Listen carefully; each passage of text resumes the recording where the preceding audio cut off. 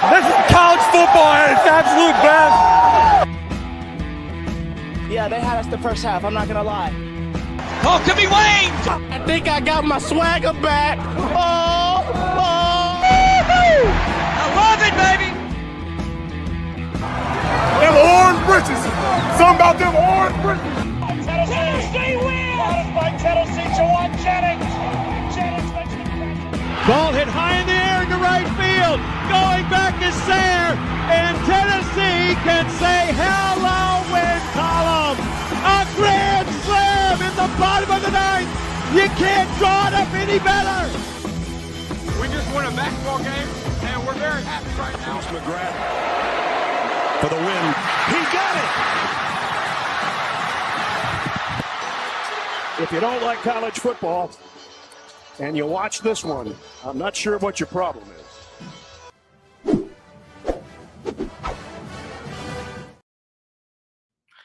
Reddit did to do, and welcome into More Important Issues. It is Sunday, June 21st, and happy Father's Day to all the dads out there. Landon, first Father's Day.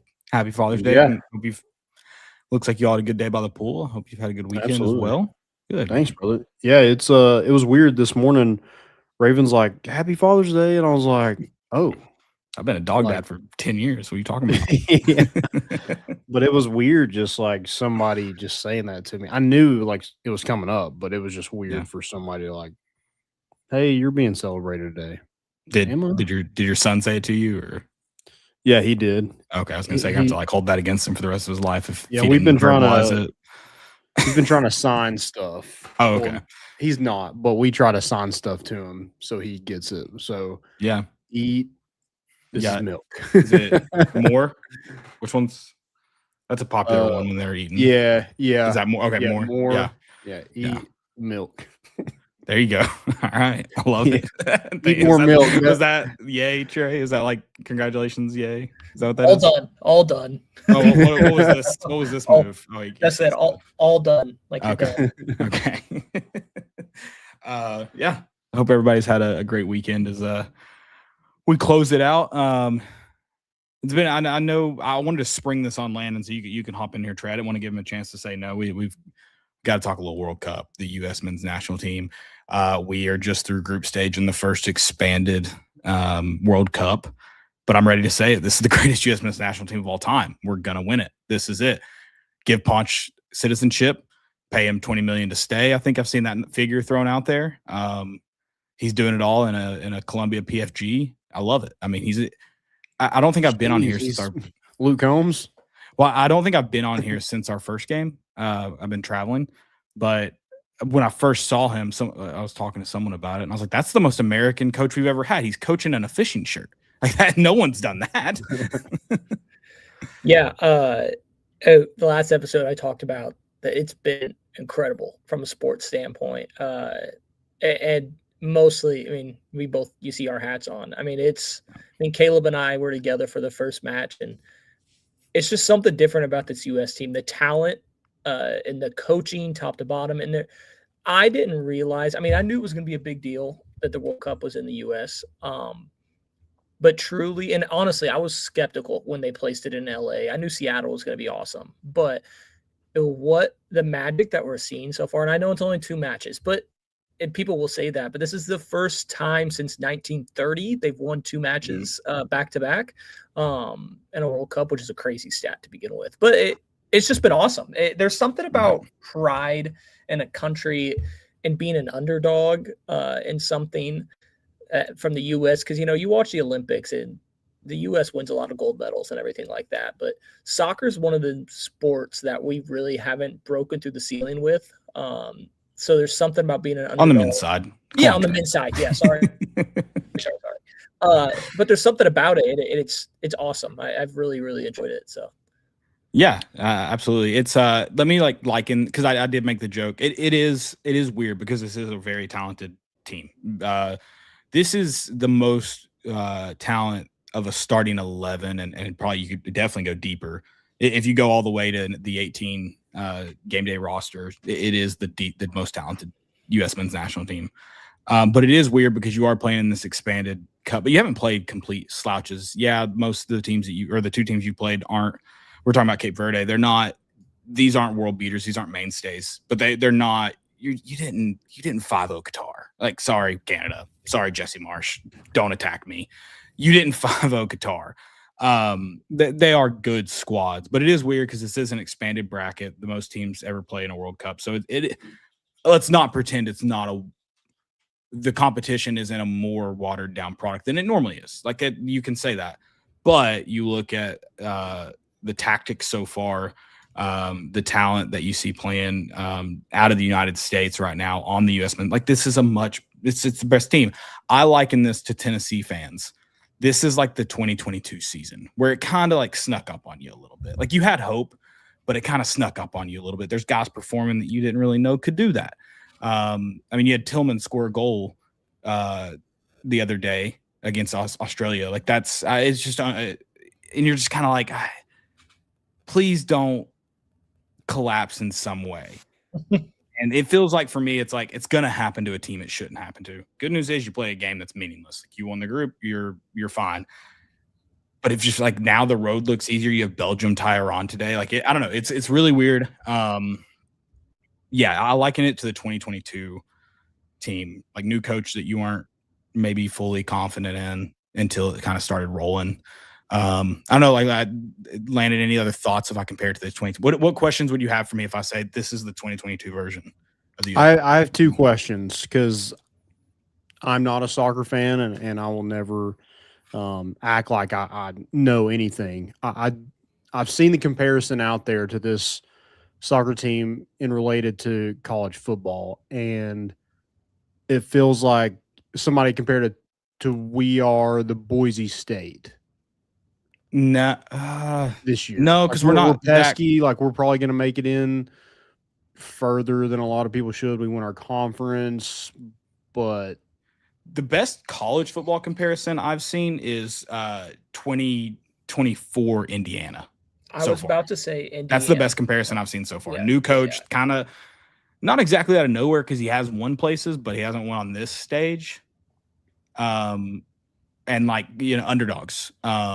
No one expects them to Tim Howard, who I saw him get a lot of flack for it, Trey. I don't know if you saw this. But he came out and he was like, so for the United States to win, they have to play the best game they've ever played in the first round. And then in the next knockout stage, they have to play the best game they ever played. And then in this game, he kept listing it off. They have to play the best game they ever played. Tim Howard's he's not Alexi Lawless. Like he's not a hater of the young guys on the U.S. men's national team. Like he's a big supporter. And I mean, to a degree, I don't agree with him, but also like he is right. When you get to the knockout stages, it's different regardless of who you're playing. But like they're so talented. I think they're better than Boise State. If that makes sense. Let me ask you this. So what happened? Because like going into this thing, there wasn't a lot of hope. It was like, yeah, cool. They're playing in the United States, but I mean, we're just not. We haven't really seen this team play together. The team that we're watching right now, we haven't really seen them play together. A lot of these guys are missing. What about number 10? Pulisic, is he back? He's just this isn't new. Ever since he's been the prodigal son. Well, prodigal son's not right. Wonder Boy. Captain. Like he's the next Captain America. And I love Christian Pulisic. Don't get me wrong. Like when I say this, he's he's been injured everywhere for periods of time. Oh, he just needs to go to a new team. I know this. This is Christian McCaffrey, right? Yeah, probably. Bullshit. Probably. He's just made a glass. Christian's not someone on that team that I've ever doubted his want to. So I don't think this is like I'm not going to. I think this was a precaution. I think if things looked hairy against Australia, he probably plays like later in the game. But I don't think there's a chance he plays against Turkey. And I think assuming he progresses, he was injured coming into the Cup. Like he's banged up, I guess is the right word. I don't know, hurt, injured, whatever. Not a chance he plays against Turkey. I would be shocked if you don't see him in some capacity in the first knockout stage. Also, one thing I wanted to mention before we moved on from this, Knoxville, sneaky big soccer town. A lot of soccer Oh, lovers yeah. in Knoxville. Me and I didn't Caleb, know. yeah, I didn't know watched you some- didn't know that, Trey. I should have. I didn't. filled you in. One Knox playing at the new ballpark, and I know they're successful. They won a match versus DC United this year at the MLS level, but just like you go around and like I said, there's like a pride to it. Even my wife, who doesn't love soccer, she likes sports. She's a sporty girl, but like she gets excited when talking about the U.S. team. Like she was telling me about how she was seeing on TikTok the story of one of the strikers for U.S., Flo Balogun, like the story about him that his mom wasn't allowed to fly back to the UK. He's the Hendon Hooker. He's the Hendon Hooker. He is Hendon Hooker. Yes, yeah. And now he's playing for the U.S. national team. But yeah, because it's he been probably doesn't make the England squad. No offense, Flo Balogun. I love Flo Balogun, but like even if he selects to play for England, probably does, like he's kind of like Virginia Tech didn't want him. He didn't great for Virginia Tech. Whatever. We'll take him, and he'll be really good for us. He's the Hendon Hooker. He's it. He's the chosen one. Trey, fun fact: you're talking about Knoxville. Knoxville is it is a sneaky soccer town. It has been for a long time. It's obviously the quality has been improving in terms of like play. You have the USL edition, but there have been, I think it's just 2. It might be more. There have been 2 players from the Knoxville area selected in the MLS draft. Fun fact. That is a fun fact. I want to ask you this because Caleb, this will be our last thing on it. Your comparison to 2022, because Landon looks like he's just not about this topic here. But give me an Olay or something. Comparing this to the 2022 Tennessee team. We don't play South Carolina, right? There's no South Carolina in our way. It just wouldn't shock me if Shane Beamer like showed up at a match in another team's uniform. Like it wouldn't surprise me. Everyone for the other team we're playing has these brand new wristbands with plays on it that they've never used all year, something like that. I wasn't there. I don't know. And hey, that was you're not allowed to show up at the 12th hour for a World Cup game. Yeah, no, I will not be buying my ticket the day of for anything. So maybe they're safe. I don't know. And that was talking soccer. Yeah. Don't worry. A real quick note of soccer. Real quick, just 13 minutes. No. What I'm about to say. So we drove in. We stayed in Colorado Springs one night. Also, awesome town. I mean, I don't think that's a secret. Like, I don't think I'm breaking news. Colorado Springs is an awesome town, though. Like in my opinion, way cooler than Denver. But right, like 3 blocks from our hotel, we're pulling in, and there's a stadium, and we're like, "What stadium is that?" I was like, "It looks like they probably have a AAA team here." That's what it looks like. It looks like a AAA stadium. Pull it up when I get to the hotel. Check it out. It's a soccer specific stadium for their USL team, and from the outside, one of the coolest stadiums. I didn't get to go in it, but it looked like it reminded me a lot of healthcare park in Knoxville. What's it called? Covenant. It looked a lot from the outside, looked a lot like Covenant Park, but it was soccer specific for their USL team that I can't remember the name of. But yeah, I was like, I've been to one stadium for that was only for a USL team. I don't know how many exist in the world. We're in the United States. Is Colorado State in? They're in Fort Collins, I believe, but just north of Colorado Springs is Air Force. It's not technically in Colorado Springs. Okay. I don't believe it's in the limits. Well, shout out. We just got a baseball commitment from Air Force. Nice. We missed on the last Air Force guy, so we had to get the next one. For those of y'all who have no clue what I'm talking about, Paul Skeens was somebody that Tennessee wanted out of the portal from Air Force, ended up going to LSU, and now is one of the best pitchers in the major leagues. So that sucks. But anyway, we didn't let this one get away from us. Hopefully he's another Paul Skeens. Just had to play. All right, so let's get into some baseball. Before we do that, guys, go check out our good friend Jennifer Morris, best realtor in the world. But she serves the greater Knoxville area from Keller Williams. Reach out to her today, 865-257-7897, and she will get you taken care of all your real estate needs, investment property, your first home, maybe a second home. Maybe you need to upgrade. Maybe the family's growing. She can help you do that, take that difficult process, she'll take it on and help you through that, be that helping hand along the way, and make sure that you're in that home that you want. So reach out to her today. Do it. Do it. All right. Tennessee landed a portal. Pitcher. Needed one. Had to have it. I love that we're just going and getting all these like Cali kids.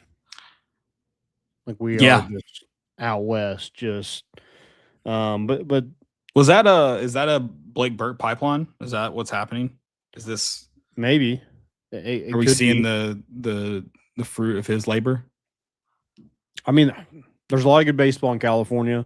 Blake Berg was really good.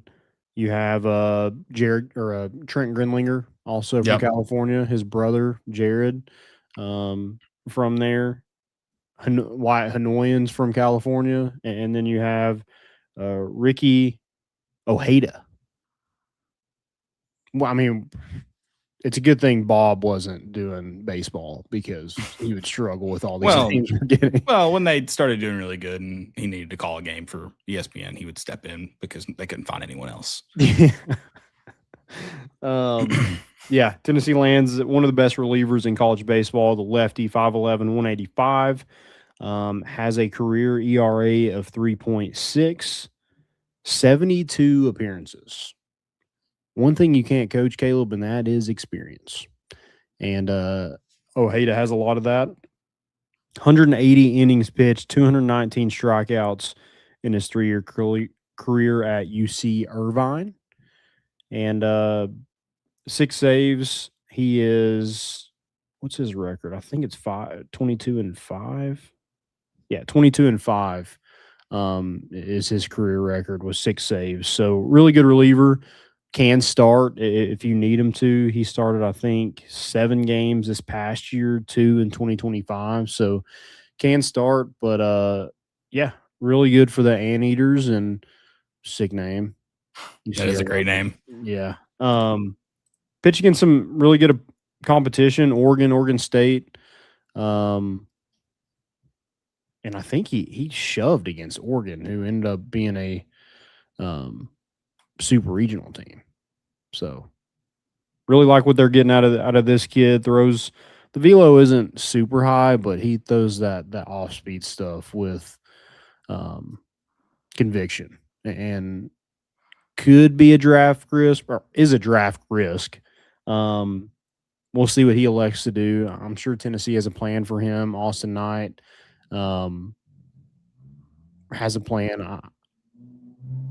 Probably velo is something that, and like if he can get that up, he's probably a higher draft pick. So if Tennessee's able to kind of map out a plan for him, maybe that is something like all right, well, if I go here, obviously I'm going to get more money than I'm getting at UC Irvine at Tennessee, and then maybe I can be a higher round draft pick if I have a good year in Knoxville. So we'll see what he elects to do. It's also like kind of luck with the draft is like you hope that some team doesn't fall in love with him early on and take him, and he has the leverage right now, so he can make sure he gets exactly what he's asking for in the draft, or he'll come to Tennessee. So it's just one thing with these transfers with the high school kids you recruit.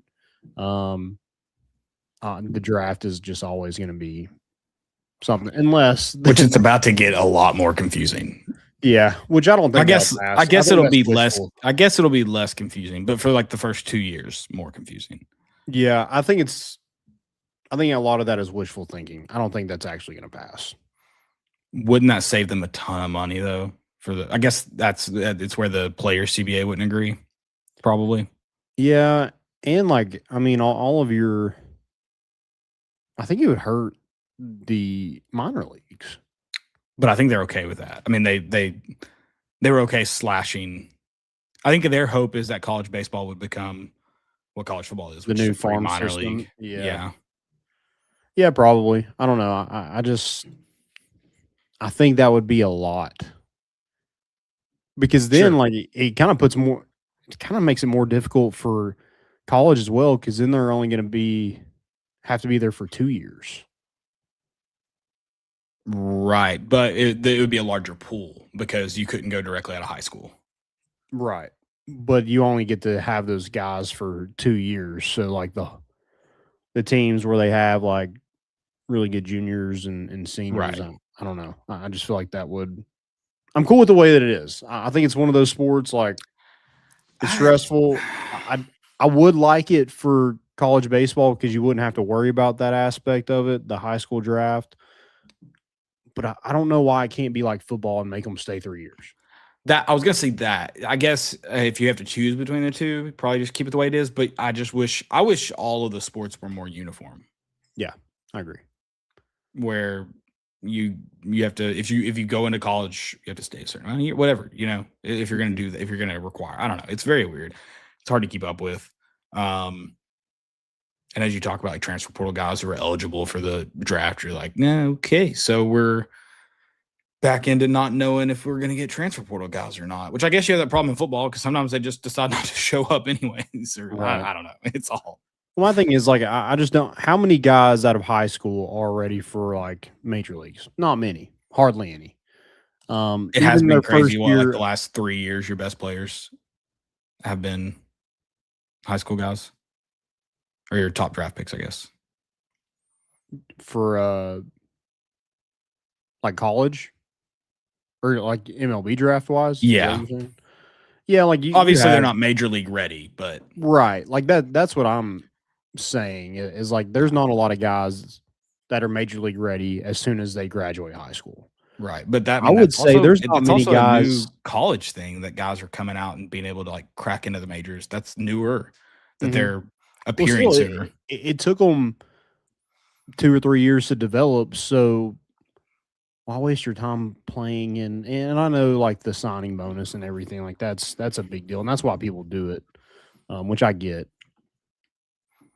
But I think there is something to like just going to college and then raising the, if you're a first round pick, hell go. Like yeah, I don't. I'm not gonna say like you should do otherwise when you're making that kind of money, but if you have time to develop and you're probably gonna take 2 or 3 years to get to the majors anyway. I don't know. I think college baseball is growing because of that. You're seeing more and more college guys make it to the pros, and so there's kind of that new path where it was like, hey, just go ahead and go, do your time, 2 or 3, 4 years, and then you'll eventually make it to the MLB. Which now it's like, hey, go dominate college baseball for 2 or 3 years, and then hopefully right out of the gate you're kind of ready. Maybe you develop one season to kind of get used to the wooden bat and all that kind of stuff, and then make your mark to the majors. Right. Yeah. All right. That's. I mean, at the end of the day, there's not a perfect path. No, unfortunately. But I think that's why I wish it was more uniform because there's not a perfect path. Mm-hmm. Caleb and Landon and I kind of talked about it at the end of last show. But the MLB I thought was really interesting. Their most recent, because their whole issue of they're possibly going to be in a lockout. With the union and the players, everything. But the newest CBA that they proposed also had a hint in it of they were going to be cutting the draft size in half and getting rid of high schoolers straight to the MLB. They have to go to college for at least 2 years.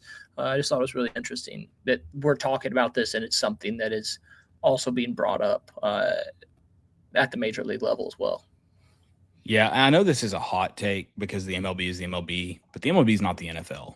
I think the lockout could be incredibly detrimental to the MLB. Absolutely.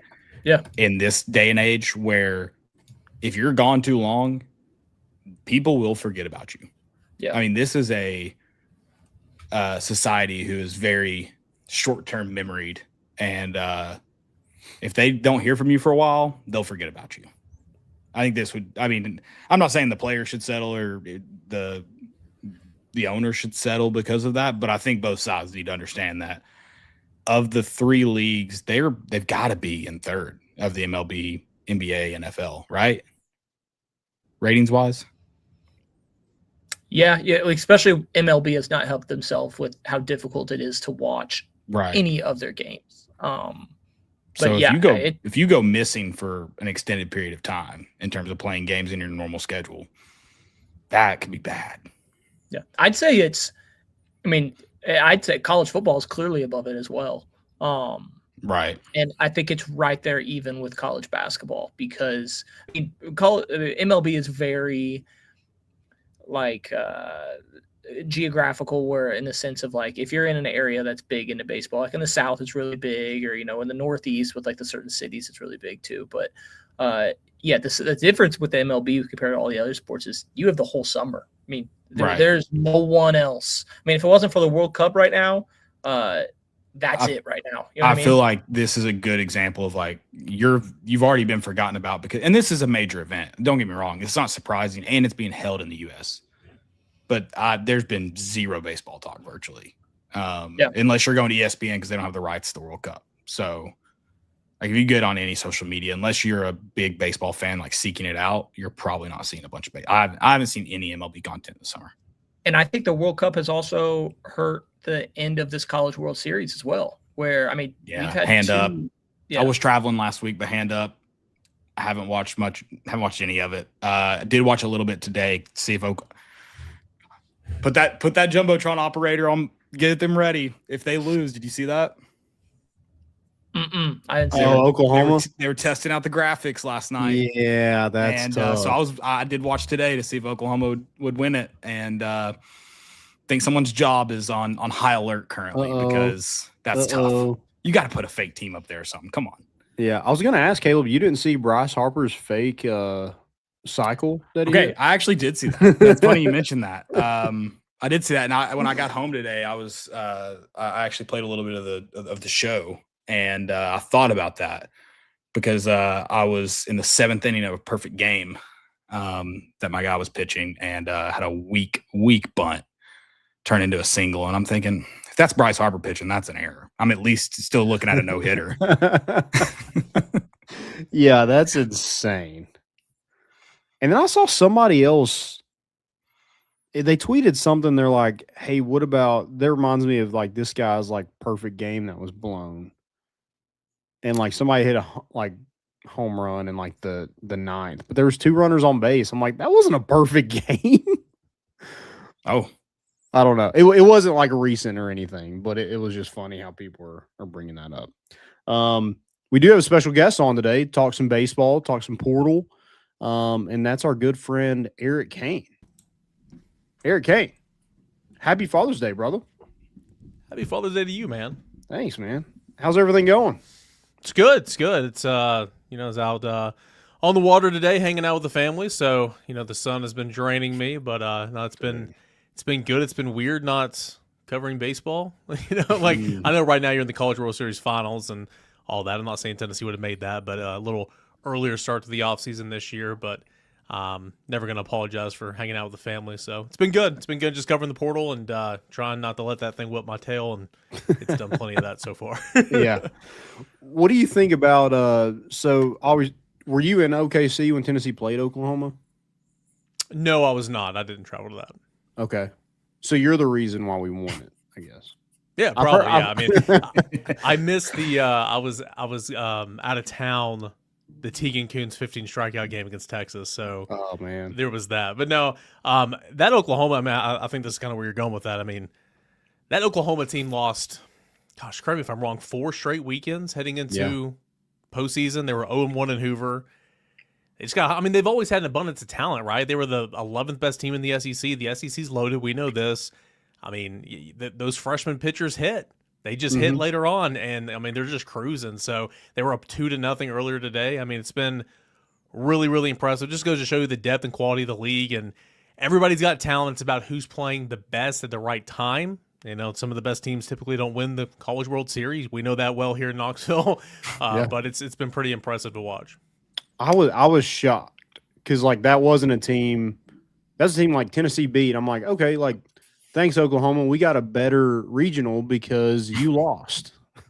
And now they are sitting here 1 win away from a national championship. I just never thought I didn't think they were very good in OKC, but like you said, they turned it on. Well, and we joke about how unimportant Hoover is. Is it official? Is it officially Hoover is just don't even try. I mean, it's really interesting to see who kind of goes in there with what strategy. And I mean, you go out there and you want to win, right? But it's like, if you're starting in the midweek, and even if you're one of the top 4 seeds, you're still having to play an additional game. So it's kind of like, well, what do you do with that game? And if you get like a first round bye or you don't get a bye at all, I mean, you're literally starting on Tuesday or Wednesday, and it's just Tennessee in 2024 went in there, they lost the first game to Vanderbilt. I mean, they start, if you remember, I think it was against, I forgot who they were playing.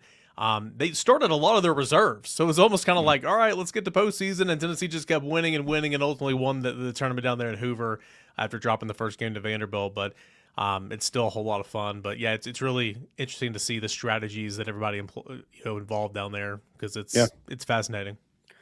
Well, what's kind of your overall takeaway from this season? I mean, obviously a lot happened before the season.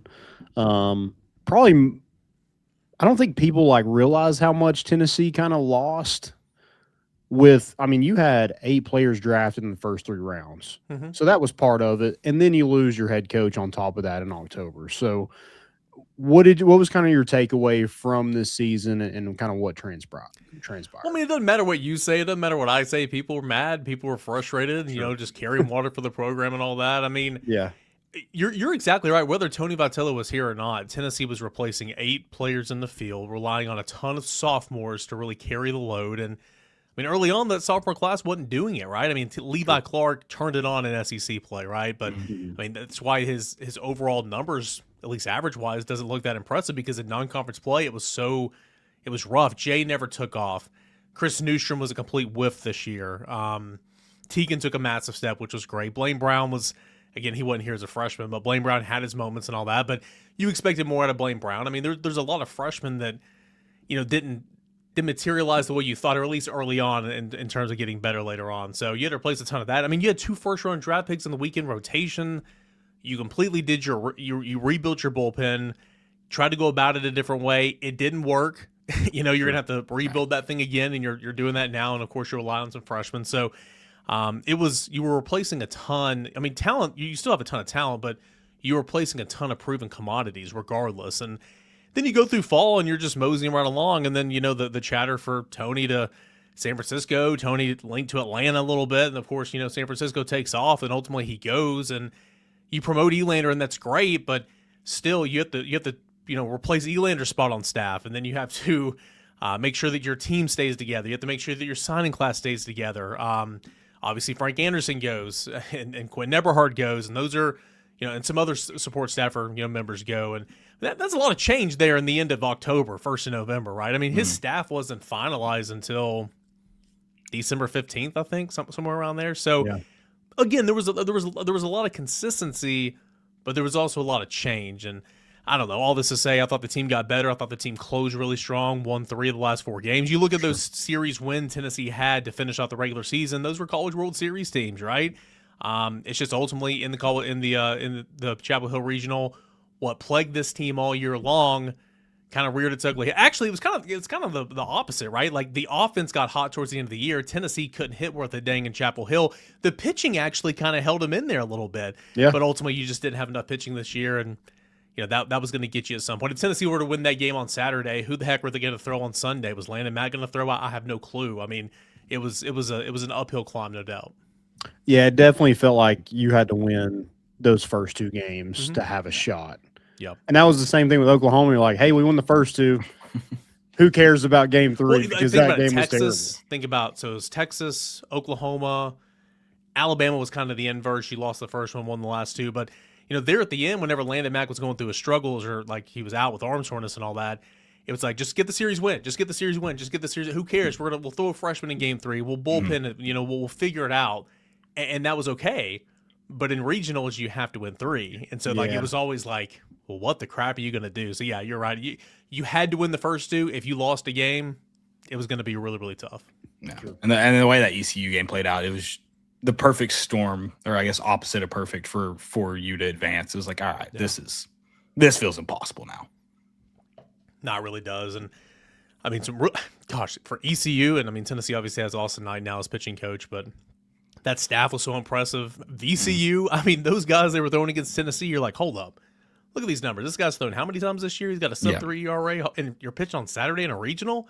Man, like, you didn't need him yesterday? Like, the pitching in that regional outside of Tennessee was just phenomenal for the most part. So yeah, the VCU kid, he was like 6'5", throwing 98. I'm like, where did this guy come from? It was weird because he was really, I don't know if you guys kind of got this, but he was really erratic early on. You know, defense bailed him out some, Tennessee bailed him out some. It's like, okay, this guy's a little crazy. He locked in and he was great. And it was a long day at the ball yard. Yeah, it felt like I feel like Tennessee should have done some recruiting a little bit. Like, I know we took Austin Knight. I was gonna say we did. It looks like they did some. Yeah, we did a little bit, but I'm like, hey, can we get this guy or this guy? I mean, they just kept throwing really good pitchers. You're like, be nice if we had him in our bullpen. I think somebody that Tennessee really missed a whole lot is Dylan Loy. They really missed him in the bullpen. Dylan Loy led the SEC in appearances last year, 2 years ago. I think he had like 34, and he's just a guy you knew exactly what you were going to get every time you go out. He was so versatile. He could start games for you. He could be a long relief. He could be a stopper, kind of a funky delivery from the left side. Velo wasn't super, super hot, but it was hot enough. He had some crazy movement on it. And that one, I mean, great family. That comes from a fantastic family. I mean, the big Tennessee fans. And, like, he just wanted an opportunity to go start. And, like, I understood it. I didn't look at his final stats. I don't think that he started many games for Georgia Tech. I could be wrong. But he went and played on a great team. And, they were, it's good for him. It turned out to be good for him. But that one kind of stung a little bit because you're right. Like, Dylan Loy, you could have used the crap out of him. A healthy Brandon Arvidsson. Shoulda, coulda, woulda. Braden Krenzel, you wish took that massive. I mean, these are guys you were counting on, right? But, D. Loy was one that you really, really missed this year. Yeah. So looking at Dylan Loy, like you said, that one stung. Has there been any so far that are entering the portal from Tennessee that you were like, man, I kind of wish he would have stayed and see how it went? Yeah, I mean, selfishly, Jay Abernathy, because he's so toolsy. Like, and I know he never put it together offensively here, but dude is fast. I know Tennessee's never been a super fast team on the base paths or anything like that. It's not been one of Tennessee's like building blocks over the years, but he's super fast. I mean, he's got good contact. I think the power's there, but it's got to be developed. I think that he's a shortstop. He's got a cannon of an arm. He can play good second. I thought he was Tennessee's best defensive center fielder. And obviously it just never materialized. And so that one kind of stings. I understood it. He wants to go for another opportunity. I don't think the deal made sense on Tennessee's side when they kind of came together. So wish the best for him. Great teammate. Never, was not a bad apple when he lost the starting job or anything. So that's unfortunate. Braden Krenzel needed a fresh start. I get it, but he's got good stuff, man. If he can ever just get back on track, build some confidence, I think he's going to be good. Manny Marin going to the transfer portal. I never thought Manny was going to be back next year. Like I still think that he's going to go and give signing professionally a real hard look. I just always assumed that he wasn't going to be here. The deal didn't make sense for Tennessee, so I think entering the transfer portal gives him obviously another option, but I still think he's going to give a look to the draft. So really, I never kind of thought that was going to be one for next year anyway. So I guess to answer your question, probably Jay. I might be forgetting somebody, but what about for you guys? I was interested, like Taylor Tracy, Evan Hankins, like those two guys. Like you expected some stuff from them, but they're also freshmen. So like, how much did you really expect from them in year one? Eisfelder. Yeah, like those guys had some moments. I thought that maybe you're like, hey, sophomore year, like you're gonna have a clear role on this team, but I don't know. I don't know if you had anything differently for those three guys. It's just when you hear so much about how good this recruiting class was, and you lose those three guys that were really good players for you. Just kind what's interesting is Evan Hankins. I get it; he's blocked. Like I mean, he's a first baseman. Yeah. You've got like 4 or 5 first basemen. Like I get it. Taylor Tracy. So in fall and in preseason, he was one of my favorite players to watch because at the plate he was just smashing the baseball, man. Like he was raking, and the quickest path to him to the field was on the mound, and you kind of understood that. But I think, I don't know what's in his future for him, if he's going to continue to two-way or whatever. I mean, he's got good stuff on the mound, but I hope that guy swings a bat here wherever he goes, because he can absolutely, hit pretty well. So Eisfelter would have been a big opportunity next year. Again, I'm not privy to those conversations. I guess he wants to go see what else is out there, but I think he's a pretty good player. But again, at the end of the day, Hankins got hurt, obviously, but those guys had opportunities. Eisfelter a couple late opportunities, and that's just kind of the nature we're living in right now. You enter the transfer portal and you kind of start rebuilding. Yeah, absolutely. Yeah. What did you think of so far Tennessee done in the portal? They've had 4 commitments, 2 pitchers, I guess a two-way guy, and Braden Kersey, and then Wyatt Hanoi and the Air Force kid. What do you think so far? Well, I know Tennessee fans are impatient and thinking that Tennessee it's awful. Tennessee should have more.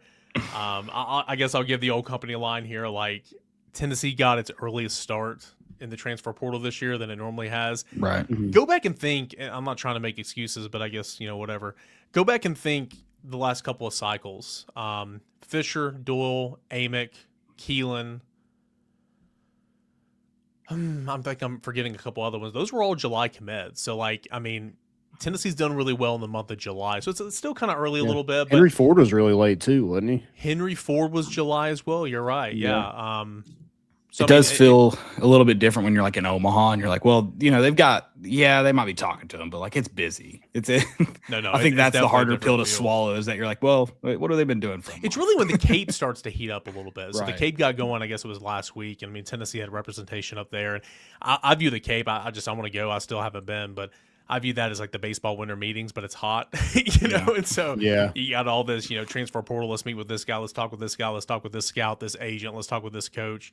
It's pretty impressive. But to answer your question overall, I really like the guys that they've gotten in so far. The 4 that they've gotten, Braden Kersey, I think is, fills a need. You need right-handed pitching. Okay, he's that. Can run up to 97. I think he's going to make money one day on the mound. I do, but dude was no slouch at the plate this year. 325, 21 home runs, nearly 70 ribbies. He can play a little everything on the infield. I think he's more of a corner infielder, but I think he can play a little bit everything. So that one excites me for sure, because where Blaine Brown had two-way potential, and he did a little bit at Rice, but again, he only threw 5 innings at Rice. Kersey's a legit two-way. Brody Trosclair was one of the best, highest rated pitchers in the portal. Had the internal brace, so he's not going to be ready to go, I would assume, for day one, but I think they're kind of targeting the start of SEC play. You beat out LSU. LSU, his hometown, is 67 miles away from Baton Rouge. It's a big win, right? Really, really good stuff. Needs to take a step. Obviously, going to come up in the SEC, but everybody wanted him, so I'm excited to see what he's got. Hanowin could have went anywhere. Infielder, played a little right field, can play a little third base, but he's primarily a second baseman. Checks a lot of boxes. Like Garrett Wright, he gets hit by a ton of pitches. He walks. The on-base percentage is really, really high. In fact, he got hit by 24 pitches this year. I think Garrett Wright only got hit by 19. So keep that going a little bit. I'm excited to see what he does this year. And then, of course, the one you got late last week in Ricky Ojeda. I think there's some serious draft risk there, but you still go out and get these guys because the draft is weird and you never know. You just never know. And even if this guy falls out of the top 10 rounds, you remember Jared Dickey a couple of years ago, and some of these other guys that were early day 2 selections, round 11, round 12, or whatever. And they save money and they throw money at those guys. So I don't know if he'll fall out of the top 10 rounds, but some big time draft risk. But a guy that's done a lot. He's started some games. He's been one of the best relievers in college baseball the last couple of years. Good control, some funky movement, delivery. So of the class, the guys they've gotten so far, I really like these 4. I do. They got some work to do. Outfield, shortstop.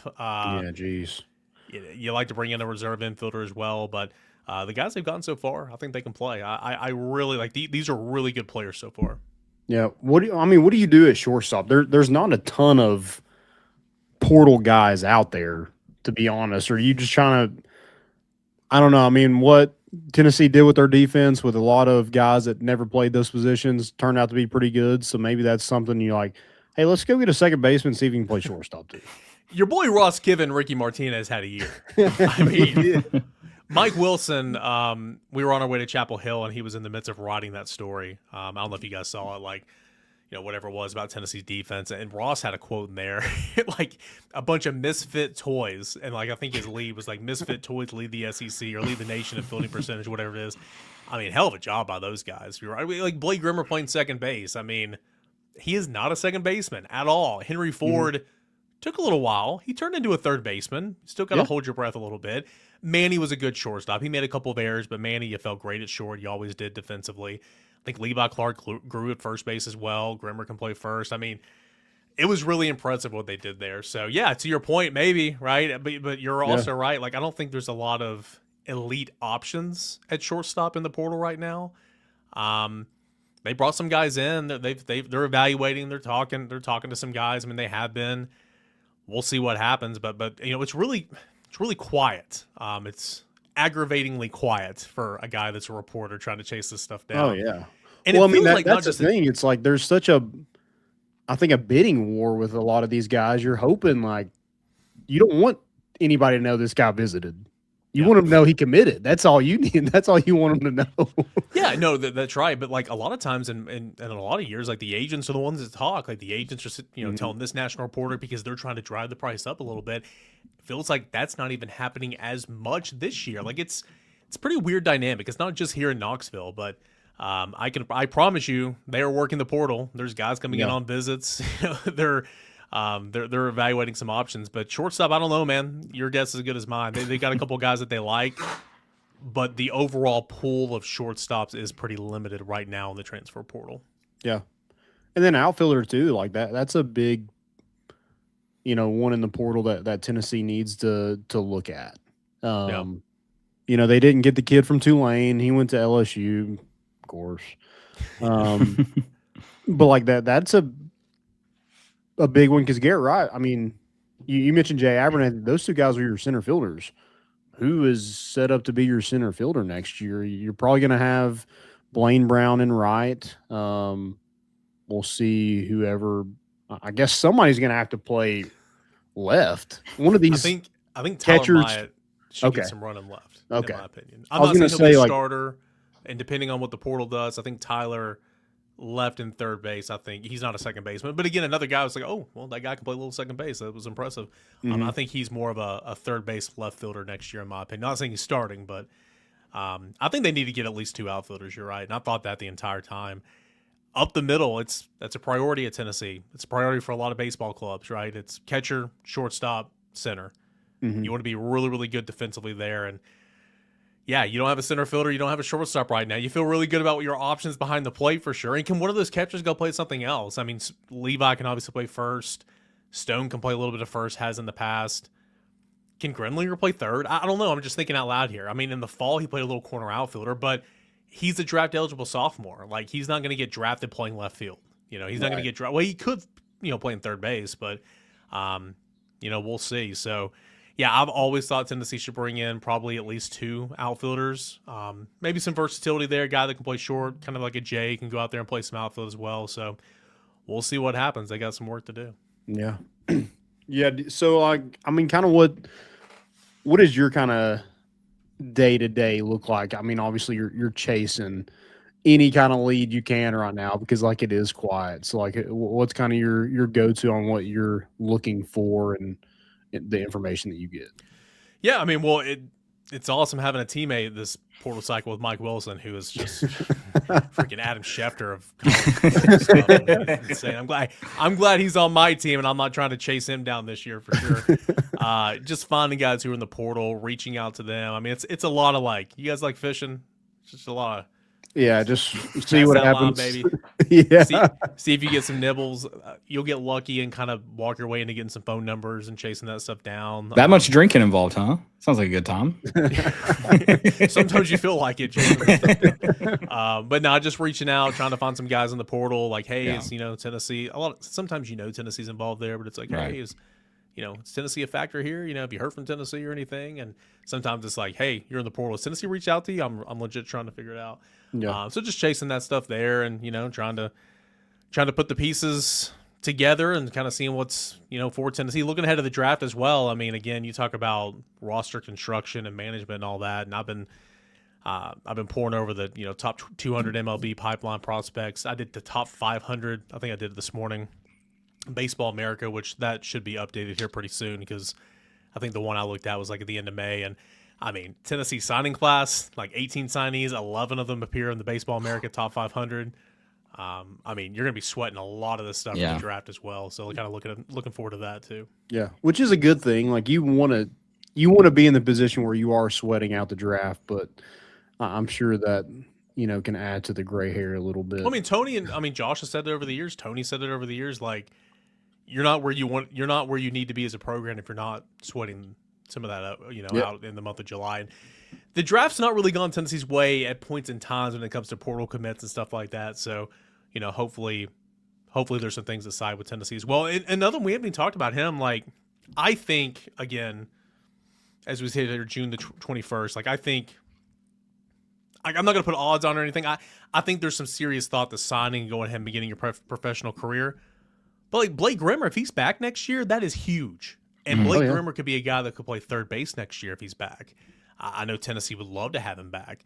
He missed a little bit of time at the beginning of the year, with that back deal, but came on, showed his defensive versatility. The bat plays very well. Like that's one where things don't go his way. And there were some teams that were interested last year, though we only had like limited at bats. I think he's going to sign professionally right now, but let me guess, LSU or Texas. But yeah, that'd be huge if Tennessee would be able to retain him. I mean, that's power bat in the middle of your order playing third base or left field, right? Yeah, 100%. Yeah. So Josh Elander, obviously, like this was it was his first season, and I think like whatever you think about him, I know a lot of people are like should be fired. I don't agree with that, but it just wasn't like it wasn't where Tennessee like wanted to be. It wasn't where Tennessee fans, even though they lost Tony Vitello, thought they would be 0-2 in a regional. Josh Elander is better in 2027 because he does what differently this year, in your opinion? Sorry, I'm putting you on the spot a little bit. Yeah, for real. What he does better consistent? I don't know. I just think the team needs to be more consistent. Can't get in a hole early on in conference play. I mean, the offense overall. I did the splits. Brent Hubbs did the splits as well. Like Tennessee's first 17 games in SEC play, the offense was just not good. The last 13 games in SEC play, the offense carried them. It was fantastic. Like you need to have 20 game span. Like the offense needs to come alive and be more consistent all year around. And then at the end, we talked about it earlier in Chapel Hill. I don't think they had the pitching to get out of that anyway, but the offense didn't even show up. The offense kind of failed you. So I think offensively, he's an offensive guy. And man, when we were talking to him after some of those series on Sundays, you could just feel the frustration because, again, he is a hitting coach. He runs the offense. He's done it for years since being here at Tennessee. And I think it was frustrated for him for a little bit. So I think the offense just being more consistent overall from start to finish, not just the last couple weekends of SEC play, and Tennessee should be in a better spot. I mean, obviously you got to rebuild that bullpen. Got to have more options you can count on out of the bullpen.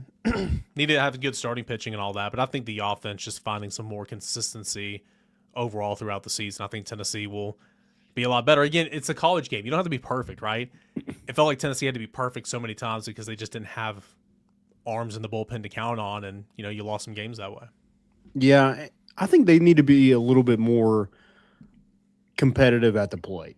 Like there was so many times where you're like, all right, bases loaded, here we go, strikeout. Like, I mean, they just couldn't help themselves out in a lot of those early games, and then obviously in the regional as well. It just, I don't think they were as talented as probably they thought they were going to be because you mentioned that sophomore class just didn't, materialize into much. Mm-hmm. But like there needs to be more competitive. Like Blaine Brown has to be better at the plate.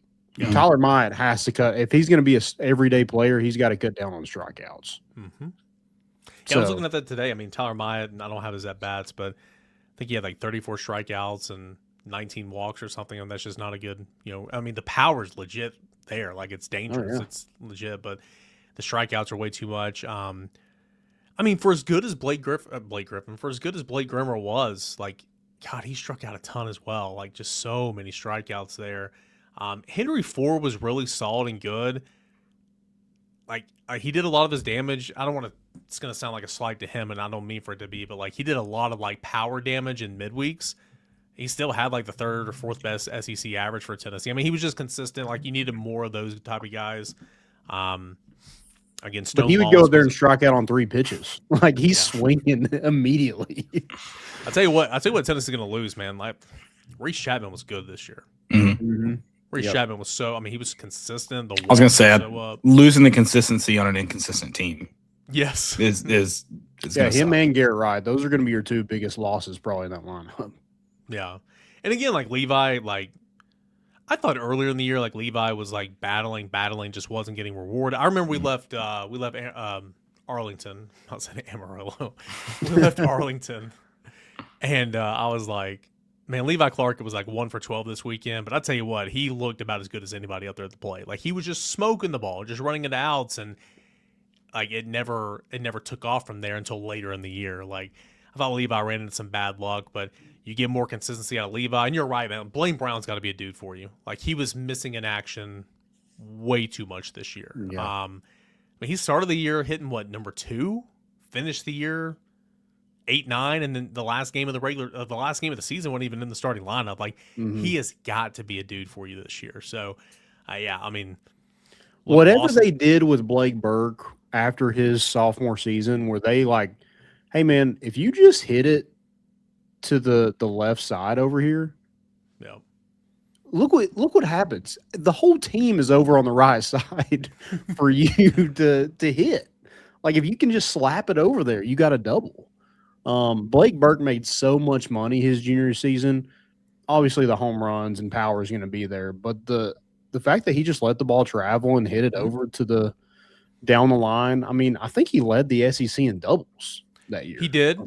He led Tennessee in average. I mean, the home runs were there, but like, he was so consistent, and like, he turned himself into a really, if you remember sophomore year, like, it was a trip over there at first base. Like, it was. I mean, he turned into a really good first baseman. He spent the summer with Q, just staying here in town and working. And so many fans are like, well, who's gonna do the Q treatment this summer? Like, somebody needs to stay in here and just focus on working and not going off and playing anywhere. And come to think of it, I don't know where Blaine Brown's playing. I don't think he's in the Cape, unless I'm mistaken. But like, that's what Blake Burke did. And like, I'm not saying that's the only reason he was so successful, but he obviously made a ton of money. Him and I'm sure you saw this. He and Andrea Fisher went back to back today for Biloxi, which is pretty cool. That's crazy. Yeah. So. Yeah, I got tickets. I think I'm going Wednesday when they play here. Try to see them play. And they have, I think that Biloxi team, they have the number 1 prospect in baseball on their team too. And it's a lot of talent on one team. I'm like, good Lord. I did see, and I'm not the huge Southern League super fan. I used to work for the Smokies back in high school, so like, I keep up with all that stuff. I do think Biloxi won the first half, so it would make sense, right? I mean, you got Blake Burke, number 1 prospect in baseball. Now you got Fish. There's a lot of talent on that team for sure. Also, Andrew Fisher's playing third base consistently, and like, I know he was a third baseman, but like, I remember I was told by somebody at Ole Miss, like, hey, you need him to DH. Like, he is not a good third baseman. He's playing third base in the World Baseball Classic back in March. Like, the dude is taking huge strides defensively. Yeah, and he played really good first base, I thought, for Tennessee. He did turn himself into a first baseman. Yeah. So, yeah, if you're a guy in the portal, you're looking to get better defensively, I think you need to come to Tennessee. There's my pitch. No. So, I do want to ask you this, Caleb. Do you have anything else? Good. So, Ohio State made their, I guess, another attempt on DGG. What did you make of this last attempt? Yeah, offering his roommate, Baylor, his friend. I mean, gotta do what you gotta do, right? Like, I don't blame him. I mean, I like, that's your guy. I don't know if he's number 1 on their board. He's number 1 on Tennessee's board. That's for dang sure. I'm sure he's number 1 or number 2 on their board. I mean, he's DGG. So anything you can do to try to find an edge, do it. Obviously, he went to social media and was pumped up for him. I mean, that's his friend, that's his brother, it's his roommate. So good move by them. I'm not saying Tennessee should do the same move, but good move by them. If that's all it takes, you got to offer it too. If you miss pre-NIL recruiting, you should love that move. That is such a 2012 move. Like, we're gonna get the number one kid in the country or on our board by getting his best friend roommate. And then even better, we're in this age of the transfer portal. He's not going to be here next year, so it's a wash. Yeah, that roommate's going to end up being better than him, isn't he? That's usually how it turns out. I forgot who it was, but the most recent example of that, Cedric Tillman was a throw-in. They got somebody else from Bishop Gorman, I think, if I'm not mistaken. And Cedric Tillman was like, well, here's Cedric Tillman. He can come too. And he did. And Cedric Tillman turned out to be a pretty good player. That happened all the time. You're right. That is such a 2011, 2012 recruiting move right there. But again, I'm not hating on Ohio State. Good for them. I mean, you're trying to do whatever it takes to get the guy. Austin Price, Matt Ray, they've got obviously a better feel than I do on this. They're in the weeds on that stuff. But I mean, it just seems like the relationships and everything just. I mean, Tennessee's been good the entire time, but really just knocked it out of the park a couple weekends ago for that OV, The Rock, Alvin Kamara, all that in town. I mean, meeting one-on-one with Derek Owings. Feels like Tennessee's sitting in a really, really good spot. And then his uncle, who's kind of running the show for him, went and talked with rivals and said, it's going to be hard to beat Tennessee. Tennessee's in a really, really good spot right now, so we'll see what happens. I thought for sure that he would maybe move that date up. It doesn't sound like he's going to move that date up, July 22nd. I mean, there's a lot of time. I mean, that's a month tomorrow. So hopefully he moves it up. Yeah. I wonder if Tennessee can get any Adidas Spain connections and can get into that Spain camp at Baylor. Try to edge in that way. We gotta throw out everything, I think. That's a must get. Whatever it takes, man. I'm not big on paying running backs like the NFL model, but you pay that guy. Yeah. Because, I mean, again, there's been, with all due respect, there's been some great – I mean, Tennessee's ran the ball so well with Josh Heupel, so well. You get DGG in here, I mean, see what happens, man. I mean, that's he's a dude ready to step foot on campus right now and play. So I'd throw the bank at him. And it's weird too. I think it feels so important for me. He's from Canada. He's here at a boarding school, but it's in your backyard. He's playing football in your backyard. So it feels even more like a must. No, you're exactly right. Everybody's going to say, "Oh, in-state prospect," because they don't connect the dots and all that. But he's been at Baylor now. This will be his third year. He's been in East Tennessee for 3 years. So I'm with you, man. It's even if you go to Ohio State over Tennessee, it's he's right there, man. And all of his friends and his teammates are here. I mean, it's a big opportunity. Yeah. See, you said you're not big into paying running backs. You are big into paying linebackers, right? No. And Tennessee's paying a lot of linebackers this year. Running backs and linebackers, kind of the same position on different sides of the football. Typically, no, but yeah, man, this has got to be the year that Tennessee's linebackers really step up and play well. I think William Minge is a really good coach. He's been a sensational recruiter since being here at Tennessee. Unreal. You bring in Amari Campbell, who literally Jim Knowles said is the quarterback of the defense because he called it last year. You get a gift, and I don't want to say a gift because they had to work out the deal, but Arion Carter came back, which is nobody thought that was going to happen. I mean, Edwin Spillman, Jaden Perlotti, Jaden Harmon, Jeremiah Thielander, Braden Rouse, TJ White. I mean, whoo! Just find your best 11 and put them out there and see what happens. I mean, put Jaden Perlotti on the edge, man. Let him rush the quarterback. Let's see what happens. I mean, if they have another safety issue again, I'm gonna start saying, hey, he's fast enough, put him at safety and see what happens. Run a 4-3. I mean, let's dial it back to 2011, 2012. Let's run a traditional 4-3 instead of a 4-2-5. Mm-hmm. Yeah. So I'm excited to see the linebackers for sure because there are just so many. It's an abundance of talent. Yeah. Well, Eric, we appreciate your time talking some baseball. I'm sure we'll do it more as the portal is just ongoing. Baseball is now just a year-long thing now.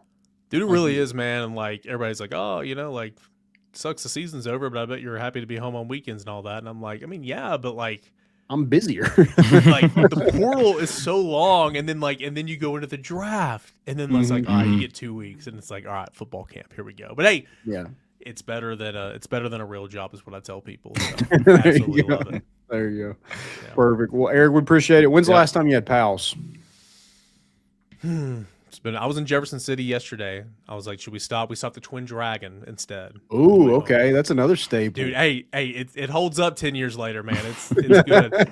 It's been a while since Pals, but we got a couple games in the Lakeway area for Rivalry Thursday and Friday, so going to have that here pretty soon for sure. Okay, awesome. Yeah. Love it. Well, Eric, appreciate you.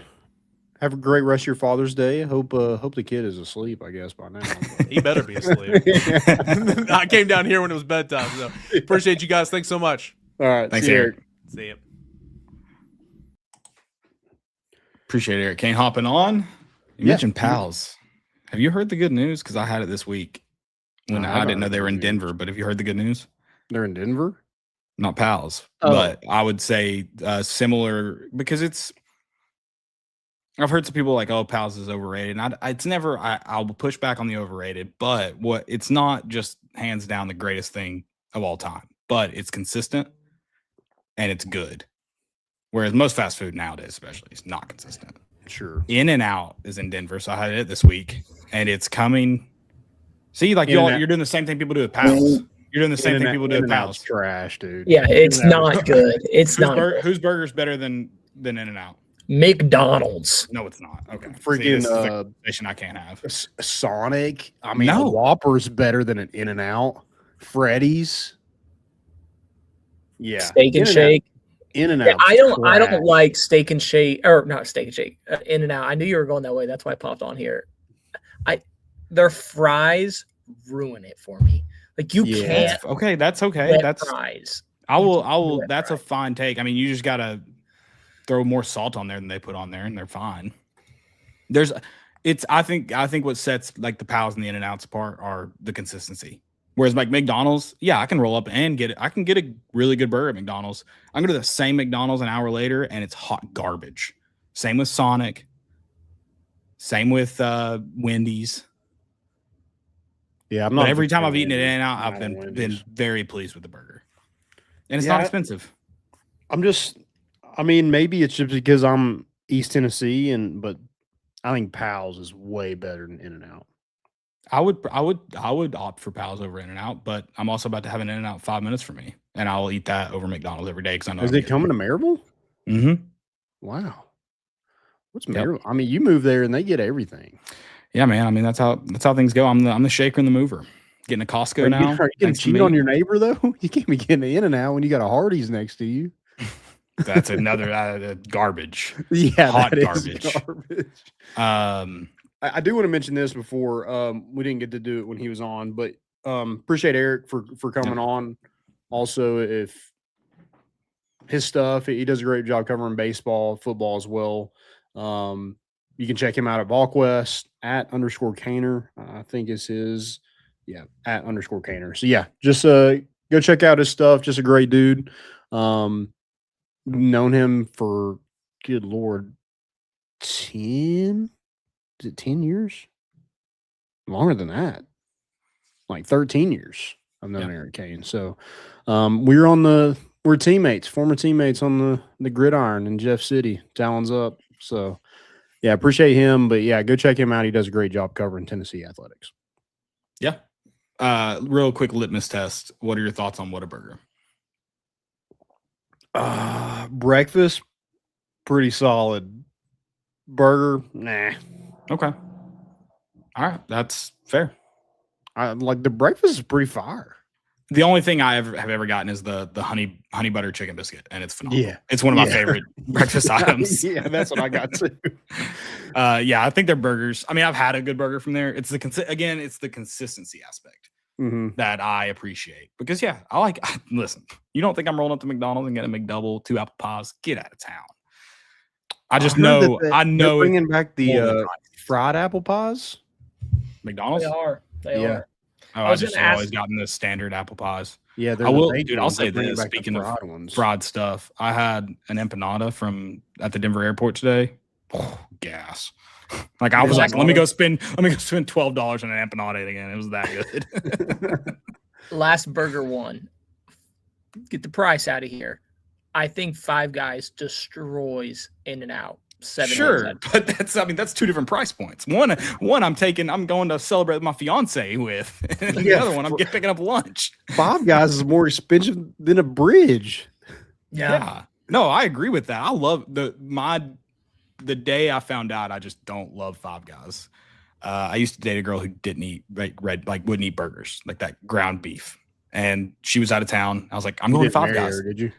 No, you're not married. I was about to say this is gonna I was like, I can go to Five Guys. I've got the weekend to myself. I went and got like a regular double cheeseburger and a small fry, and it was $22. I was like, okay, never again. Yeah, I don't like Five Guys' fries. I'm just not. Whoa, that's a hot take. Yeah, I mean, again, getting into price, that's a different story. But I love. I get their Cajun fries, and I feel like they're super generous with it too. They just dump that. Well, they kind of have to be. As long as you're eating at least with one other person, it's worth it, I think. But if you're by yourself, man, don't do it. Just avoid it at all cost. Yeah. So Pal's better than Five Guys. Yeah, no, Pal's is cheap. I think my meal is always like $12.56 when I go to Pal's. Like I know what I'm getting. And again, consistency. Consistency's key. And it's one of those things where you can try, like, I don't really get this all the time, but like the sauce burger. I'm not a big fan of the sauce burger. You're always eating Pal's in the car. That's the problem. Well, but you can try something on the menu and you're like, yeah, that's pretty good too. Like I don't know if I'd get it every time, but you can switch it up and be okay. Whereas some places, like, you have to get the same thing every time because I feel like you're describing McDonald's and Sonic. I mean, 100%. I love McDonald's. I have the app. I love McDonald's, but I get the same thing every time. That's another thing I appreciate about In-N-Out is that it's just the most, like, I'm sure they hate the new like social media TikTok trends of like ordering off the secret menu because it's so basic. You just walk in and it's like, give me a burger and fries. Yeah. And I appreciate that about them. Mm-hmm. All right. What else are we talking about? Adidas. Trey's got a picture here. So can I just say on the surf, I don't love the numbers, but like I don't hate that the stripe from a distance. Those uniforms don't look, the fan uniforms look terrible. But I've also noticed that probably since 2015, 2016, there's such a difference in the fan uniforms and the player uniforms and the way they're made that the fan uniforms almost always look way worse than the field product. Is that 100%? Okay. I was like, are we on the same page? But if Trey, can you zoom in from the screen on like the white or the red player uniform? Are you able to zoom in? Like everybody's watching you, so I'm sure you're freaking out. That's what I do. You can see on this white. Out. You can see just under the Big Ten logo, and then right there, right underneath the collar, going down. Why is Adidas obsessed? Nike used to be obsessed with it, and Adidas has always been obsessed with it, with building these uniforms that have like 7 different types of material that create these awful lines. And so everyone's worried about the design. I'm like, the design can look great. The uniform is going to look weird and ugly. Assuming that's going to be the same material. They're all the same material. Yeah. I just don't get why they're, that the old popular tire track one that we had in our latest editions. They're obsessed with that. See, I don't think that uniform looks bad from afar, but the moment you can tell, you can start seeing those lines, it's hideous. Yeah, my thing, it was just like, all right, Adidas, like, I know you're giving these teams like creative control, and that's great, but you can't have a shitty product. Do you think that one's shitty, or do you think, like, I'm in the boat of like that Nebraska one's okay? They're such traditionalists. Like, I think any Nebraska uniform probably looks crappy to me anyway. Like, I mean, they just number one, they're not a good football team. That's a terrible color wave. I'm not a big just red and white. Okay, you got to throw some blue in there. I feel like you're half-ass in America if you're just doing just red and white. So that's more just. I don't love the numbers they're using. I can't imagine that's going to be Tennessee's numbers. Yeah, the numbers look terrible. But like the design itself, I don't like your logo is boxy. The N is boxy, and then you're doing like curvy numbers. They look very like 2013 build a team on NCAA. The numbers do. Yeah, but the jerseys themselves, I don't hate the design. I mean, sure, black shirts, sure. Everyone knows that. So, just please, like, use this as a warning. Just be better. I'm not too concerned. I feel like Tennessee's been better in the design department, and I know they're going to have a hand in this. I'm not too worried about the uniform look itself. I just hope it doesn't look bad with their weird. They've got to put mesh in the weirdest spots to be breathable, but for play, those jerseys aren't going to be breathable no matter what because they make them beyond skin tight now. Yeah, just make sure that it's the right orange. It's not yellow. Which I think we saw a leak. Or no, it was the practice jerseys. The practice jerseys are the right orange. That was what it was. Yeah. So my expectations are, I don't really have any, because I do think, like, if you are just able to win, I don't care. But can we not have these? And I think the orange and white uniforms are going to be fine. Like, I don't think they're going to be messed with a ton. But the alternate uniforms or something I'm over the black and gray. I have no hope in the alternates. Yeah, the smoky grays is where I get nervous. I mean, they weren't great in the first place, but I feel like Adidas can. Yeah, can we just not do them anymore? Like, we did it. Like, it was cool. Like, just do a throwback. We have so many cool old jersey looks. Just do a throwback. Yeah, give me some black lettering around in the white uniforms. That'd be sick. I don't know, some of Tennessee's like best uniform combinations and uniform designs were with Adidas. I think that helps a lot. That they already had like a pre-established. Now Nebraska did too. Now I'm on the team that I don't think they botched those Nebraska uniforms, but like one of the big things online that a lot of the Nebraska fans and like college football hardies are upset about is, like, you know how Nebraska and their normal jerseys had that big old patch like with the big N on it. Nebraska, like, that's gone. And a lot of fans are really upset about it. Now, I don't know if there's anything that I could think of on the Tennessee uniform that they could pull away from, but I mean, just make I think the numbers, like, go back to those old school numbers. I want huge numbers. Yeah. I want huge. I want them to be unbearably huge. Like, I want, if you have any like tucking it in the back flap or anything, something stupid like that, I want you to only be able to see like an eighth of the number. Mm-hmm. Agreed. At the end of the day, how much was the deal worth, though? We don't know. It wasn't disclosed, so we have no idea. It's kind of like the Food City Center. They claimed $20 million, but then when it came time for upgrades, they charged those as season ticket holders. I'm just convinced money's not real. That's what it boils down to. It doesn't exist. But I mean, Tennessee is one of their biggest schools, them and Penn State, so it should be. That's what they claim. It was $20 million. I'd tell them that too. That's what they claim. AI claims it's $20 million. Because the deal was not disclosed publicly, which is weird because we're a public university, so you think that any contract would have to be publicly disclosed. But what are you gonna do? Yeah, we'll see. What does their fan gear look like? That's what I want to know. I haven't bought any Nike fan gear in so long. I don't know if I care. One thing that I hope that the Adidas doesn't do that Nike does when it comes to like fan gear, Nike shirts get so tight. I mean, I'm not the fittest guy in the world too, but I feel like they get so freaking tight around your torso. Oh yeah, one wash and you're done. One wash, it's like, oh, I'm not wearing this shirt ever again. Yeah. So that's kind of why I've avoided buying. Like, I don't like their polos anyways. Yeah, they're tight. They're always made tight. They're not really made for golf, which is where I usually wear polos.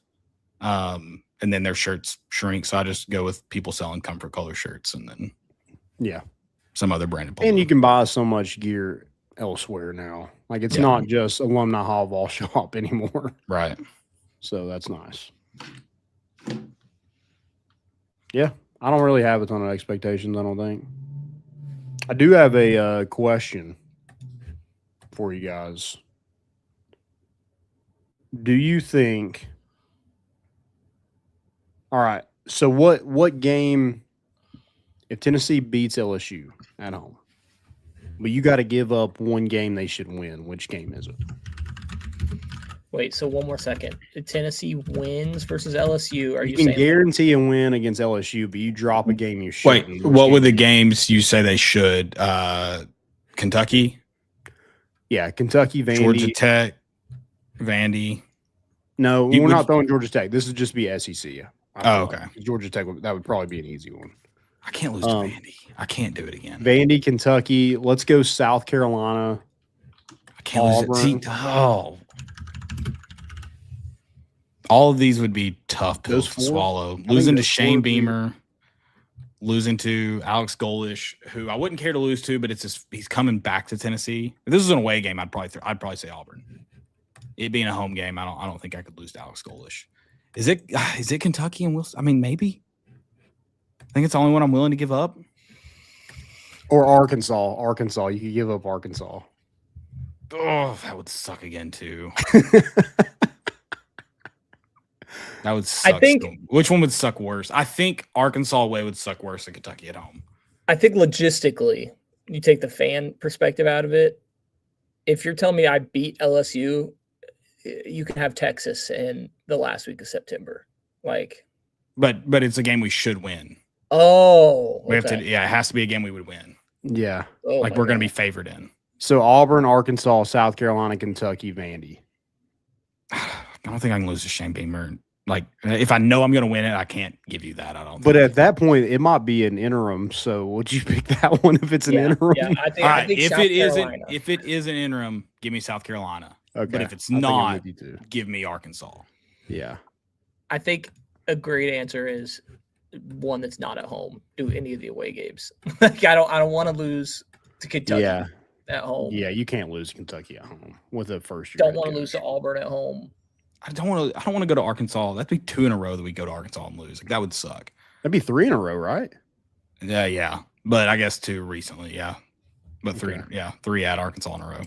All of those are very tough pills to swallow. Probably more than that. I don't know when the last time it's a much easier pill to swallow to lose at LSU's $30 million roster at home. Much easier pill to swallow. Yeah, but then you'd hear about on freaking social media. That's fine. He's going to get fired in the next 3 years, so that's fine. Well, unless he leaves for a dream job, Caleb. He has that option as well, but it's going to be one of those. All right. Anything else before we wrap it up? After the U.S. wins the World Cup, Lane Kiffin, U.S. men's national team head coach. Okay, I like that. Yeah, they said Ponch is just a bridge, so it'll be. I was thinking he heads to who's the worst team in sports right now? I think he ends up as the Texas Tech softball coach next. Okay. I'm sure y'all talked about this on Thursday. I didn't get to do it. Texas Tech, they're not allowed to they're not allowed to kick Brent Sorsby off the team. They're not allowed to say he can't play, right? After all that, you can't do that. I hope he sues the shit out of them. I think you can do it if you were like we talked about on Thursday. I think the Big 12 and the college football playoffs and the higher ups were probably behind closed doors telling Texas Tech, be like, hey, if this cat plays, But Trey, they did a 22-minute video on why they have to let him play. But this was Sorsby too, right? This was his decision. Well, was Sorsby in his release, he said that he was told he didn't have a place at at Tech. Okay. Right? Did I understand that correctly? I've not been able to dig into it all. No, I haven't really. I believe he pretty much said when I was told I wouldn't be able to play this fall, I left, kind of deal. I don't know. That's 22 minutes. They did 22 minutes on why they have to play him. That Cody Campbell dude is a clown. Yeah, he is. Also, if you have that's the people I can't get with. If you have that kind of money, why are you arguing with nobody's on Twitter? See, money's not real. I'm not convinced he has that money. It's all a sham. You don't have that kind of money and argue with clowns on Twitter. I'm sorry. Yeah, you don't have that kind of. If you have all that money, you don't have all that time. Yeah, he's arguing with reply guys on Twitter, and he's reportedly paying these dudes billions of dollars. I don't know. Not buying it. Yeah. There's a scam somewhere in there for sure. Yeah. For sure. Well, I mean, he's an oil guy, so this Strait of Hormuz has got him, I guess, laid off these last few weeks. So he's got Billy Bob Thornton running things, probably. Do you think he's in on that new business venture? What's it called? Yeah. Can't remember now. Sun. Yeah. It's not fracking, is it? No, not fracking. They are fracking, though. They're fracking the hell out of that ground. All right. That's all I got. That's it. All I got too. Yeah. Perfect. Guys, thank y'all so much for listening. Happy Father's Day to everybody. Congrats to Caleb again for getting engaged. Thank you. I know you're going to get asked about this a lot. Do you have a date? Yeah. No, we don't. I was like, wow. No. It is actually here. Let me see. We did get a date. It is October 17th. Yeah. It's a flex right now, 3:30 to 6. Sometime there we'll be doing. I bet venues will be cheap. We might need to go that route. Maybe. Nothing's cheap. You just got to do it on a Friday. I did it on a Friday. I did mine on a Saturday. I did mine on a Sunday. Brother, we might do Tuesday. Don't tempt me. Don't tempt me with a good time. Do you have a roundabout timeline or? I mean, it'll probably be the spring, or it'll probably be the spring or next spring or next summer, more than likely. Okay. That was pretty much the first thing she said. She's like, so not the fall. Yeah. Which it does suck because like my favorite time in East Tennessee is the fall. Like if I could choose like a picturesque time to get married, it would be the fall. Yeah, but you got to do it in July like I did. You got to do it after we go to Omaha, and then you do it after that. We did it in May at Pittman Center, and it was really nice, except as my wife was walking down the aisle, it started to pour rain. So yeah. Heck yeah. Yeah. In a white dress, huh? Mm-hmm. White t-shirt party. No, we moved that bad boy inside. So I hate to tell you, Landon, it'll probably be right in the middle of a Tennessee baseball game. I'll try to avoid like any postseason implications, but I don't think we'd ever get married if I went around every UT sporting event that I cared about. Yeah, that's fine. Yeah, if it's regular season, that's fine. But if we're on an Omaha run, I think we got to postpone it a little bit. She's like, Jen, sorry, middle of July, that's SEC Media Days. That is just not happening. Sorry. You kidding me? You don't think we'd be tuned into Radio Row the whole time? Hypos on the board on Wednesday at 6:30. We just can't do this. No. You think I'm missing Will Stein? No. Like, get out of town. Yeah. All right, guys. Thank y'all so much for listening again. Check out our good friends at Hovey Dry Goods, hoveydrygoods.com. Use promo code MORE, 15% off that purchase. Also, roback.com. Use promo code MORE, 20% off that purchase. That's all I got, man. We'll be back on Thursday. Caleb's back. I'm back in like town. A month. Yeah. It's been a long time. Got to make it quick on Thursday. I got a soccer game to watch. 10 p.m. Don't get me started. These West Coast times are out of control. Jeez, what are we playing in Hoover? Even worse, LA. Yeah. Well, LeBron and the 2016 Cavs they gotta get tuned in for it. Have you seen their stuff on? Is that who he's with on vacation? Yeah. A lot of wine nights. That he's getting out of control, man. They're all gray. Channing Frye used to be like the smallest guy in the league, and now he's got a gut on him, so it's pretty sick. Happens to all of us, even the elitist athletes in the world. 100%. All right. Thank y'all. We're bringing the boat in. We out. Home run, slam dunks, give him 6. Boys at MII, they got your big orange face. All year long is the place to be, to hear some balls for life talking Tennessee. You can hate us if you want, but we sure ain't worried about